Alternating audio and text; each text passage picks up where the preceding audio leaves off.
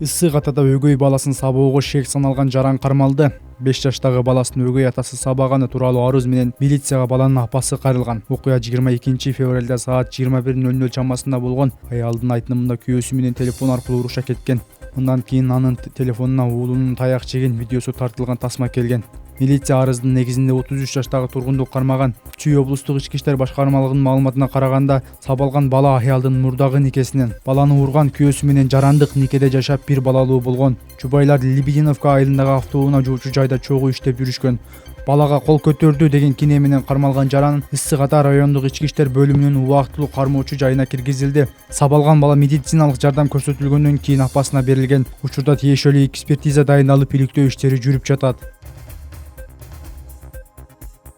ТССС коронавирус пандемиясы качан бүтөөрүн айтты.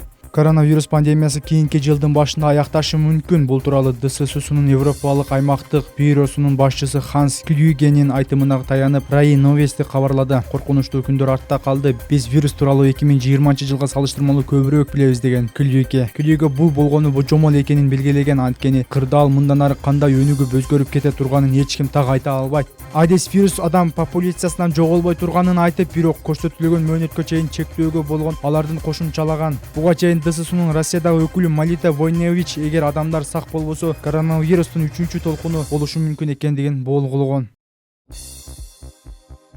Лукашенко Путин менен муз тепти. Евро биримдиктин мүчөлөрү Орусияга карата санкцияларды талкуулап жаткан кезде Орус президенти Владимир Путин 26 жылдан бери Беларусьту башкарып келе жаткан Александр Лукашенконун Сочидеги резиденциясында кабыл алды. Эки лидердин сүйлөшүүсү эки өлкөдө тең оппозициялык акциялар өтүп, батыштын басымы күчөп турган учурга туш келди. Бейформал шартта өткөн жолугушууда Путин жана Лукашенко Европанын санкциясын маани бербегендей түр көрсөттү. Муну баса белгилеген Путин: "Сизди көргөнүмө кубанып турам. Экөөбүзгө биргеликте убакыт өткөрүп, эс алып азыркы жумуш убактысын лыжа тебүүгө чакырам" деди.